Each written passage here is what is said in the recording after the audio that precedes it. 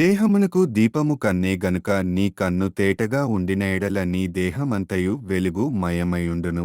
మత్తయి సువార్త 6:22 నీ కన్ను చెడినదైతే నీ దేహమంతయు చీకటమయమై యుండును. నీలోనున్న వెలుగు చీకటియే యుండిన ఎడల ఆ చీకటి ఎంతో గొప్పది. మత్తయి సువార్త 6:23 ఎవడును ఇద్దరు యజమానులకు దాసుడుగా నుండనేరడు. అతడు ఒకని ద్వేషించి యొకని ప్రేమించును, లేదా యొకని పక్షముగా నుండి యొకని తృణీకరించును. మీరు దేవునికిని సిరికిని దాసులుగా నుండనేరరు. మత్తయి సువార్త 6:24 అందువలన నేను మీతో చెప్పునదేమనగా ఏమి తిందుమో ఏమి త్రాగుదుమో అని మీ ప్రాణమును గూర్చియైనను ఏమి ధరించుకొందుమో అని మీ దేహమును గూర్చియైనను చింతింపకుడి.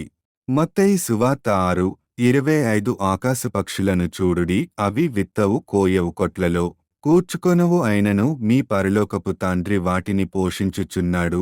మీరు వాటికంటే బహు శ్రేష్ఠులు. మత్తయి సువార్త 6:26 మీలో నెవడు చింతించుట వలన తన ఎత్తు మూరెడెక్కువ చేసుకొనగలడు. మత్తయి సువార్త 6:27 వస్త్రములను గూర్చి మీరు చింతింపనేలా?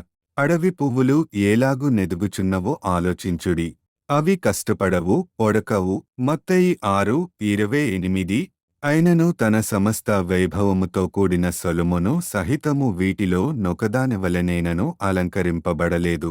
మత్తయి సువార్త 6:29 నేడుండి రేపు పొయ్యిలో వేబడు అడవి గడ్డిని దేవుడిలాగు అలంకరించిన ఎడల అల్పవిశ్వాసులారా, మీకు మరి నిశ్చయముగా వస్త్రములు ధరింపజేయును గదా.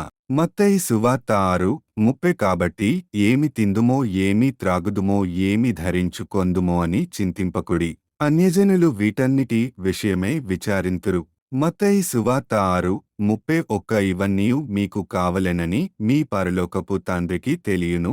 మత్తయి సువార్త 6:32 కాబట్టి మీరు ఆయన రాజ్యమును నీతిని మొదట వెదుకుడి, అప్పుడవన్నీయు మీకనుగ్రహింపబడును.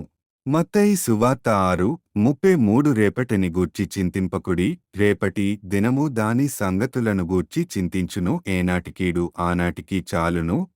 మత్తయి సువార్త 6:34. Don't forget to like, share and subscribe.